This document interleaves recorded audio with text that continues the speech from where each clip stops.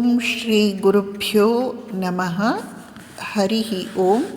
ಸ್ವಾಮಿ ವಿವೇಕಾನಂದರು ತಮ್ಮ ಓರ್ವ ಗುರುಭಾಯಿಗೆ, ಗುರುಭಾಯಿ ಎಂದು ಹೇಳಿದಾಗ ಸೋದರ ಸನ್ಯಾಸಿ ಎಂದು ಅರ್ಥ, ಅವರಿಗೆ ನ್ಯೂಯಾರ್ಕ್ನಿಂದ 25 ಸೆಪ್ಟೆಂಬರ್ 1894 25 ಸೆಪ್ಟೆಂಬರ್ 1894 ಬರೆದ ಪತ್ರದ ಒಂದು ಭಾಗದಲ್ಲಿ ಶ್ರೀರಾಮಕೃಷ್ಣರ ಮಹಿಮೆಯನ್ನು ಕುರಿತು ಅದ್ಭುತವಾಗಿ ವರ್ಣನೆ ಮಾಡಿದ್ದಾರೆ. ಆ ಭಾಗವನ್ನು ನಾವು ನೋಡೋಣ. ಅಸಾಧಾರಣವಾದ ಶಕ್ತಿಯಿಂದ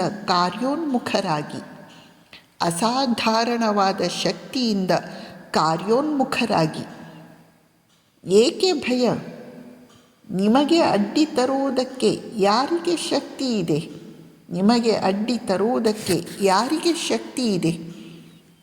ತಾರೆಗಳ ಕುಟ್ಟಿ ಪುಡಿ ಮಾಡುವೆವು ನಾವು, ಲೋಕವನ್ನೇ ತಲೆ ಕೆಳಗು ಮಾಡುವೆವು ನಾವು ಯಾರೆಂಬುದನ್ನು ಬಲ್ಲಿರಾ ನೀವು? ಶ್ರೀರಾಮಕೃಷ್ಣರ ಕಿಂಕರರೋ ನಾವು.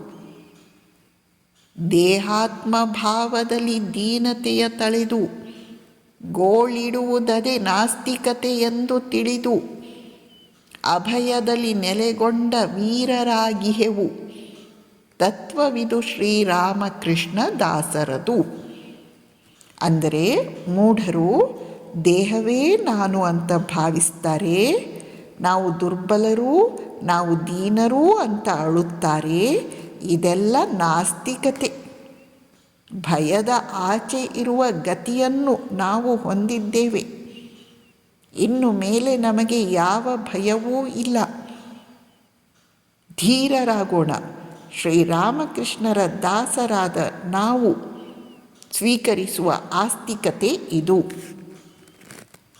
ಮತ್ತೆ ಮೋಹವನ್ನು ತೊರೆದು ಪರಮಾಮೃತವ ಸವಿದು ಎಲ್ಲ ಕಲಹದ ಮೂಲ ಸ್ವಾರ್ಥವನ್ನುಳಿದು ಸಕಲ ಸಂಪದವೀವ ಗುರುಪದಕ್ಕೆ ಮಣಿದು ಜಗವೆಲ್ಲವನ್ನು ಶುಭಕ್ಕೆ ಕರೆಯುತ್ತಿಹೆ ವಿಂದು. ಅಂದರೆ ಸಂಸಾರದ ಮೇಲಿನ ಆಸೆಯೆಲ್ಲವನ್ನು ಬಿಟ್ಟು ಅನವರತವೂ ಅಮರತ್ವದ ಅಮೃತ ಆನಂದವನ್ನು ಪಾನ ಮಾಡುತ್ತಾ ಮೋಹಕ್ಕೆ ಮೂಲವಾದ ಸ್ವಾರ್ಥವನ್ನು ತೊರೆದು ಸರ್ವ ಕಲ್ಯಾಣ ರೂಪನಾದ ಗುರುದೇವನ ಪಾದ ಕಮಲಗಳನ್ನು ಧ್ಯಾನಿಸುತ್ತ ಅನಂತ ವಂದನೆಗಳನ್ನು ಮಾಡಿ ಇಡೀ ಜಗತ್ತನ್ನು ಈ ಅಮೃತ ಪಾನದಲ್ಲಿ ಭಾಗಿಗಳಾಗಿ ಎಂದು ಬೇಡುತ್ತೇವೆ. ಈ ಅಮೃತ ಎಂಥದ್ದು? ವೇದವಾರಿಧಿ ಮಥನದಿಂ ಬಂದ ಸುಧೆಯು, ವೇದವಾರಿಧಿ ಮಥನದಿಂ ಬಂದ ಸುಧೆಯು, ಹರಿಹರ ಬ್ರಹ್ಮಾದಿ ಸುರರ ಬಲನಿಧಿಯು, ಹರಿಹರ ಬ್ರಹ್ಮಾದಿ ಸುರರ ಬಲನಿಧಿಯು ತುಂಬಿ ತುಳುಕುತಿಹುದದುವೇ ಪೂರ್ಣ ರೂಪದಲ್ಲಿ, ತುಂಬಿ ತುಳುಕುತಿಹುದದುವೇ ಪೂರ್ಣ ರೂಪದಲ್ಲಿ ಅವತಾರ ಸಾರ ಶ್ರೀರಾಮಕೃಷ್ಣರಲ್ಲಿ.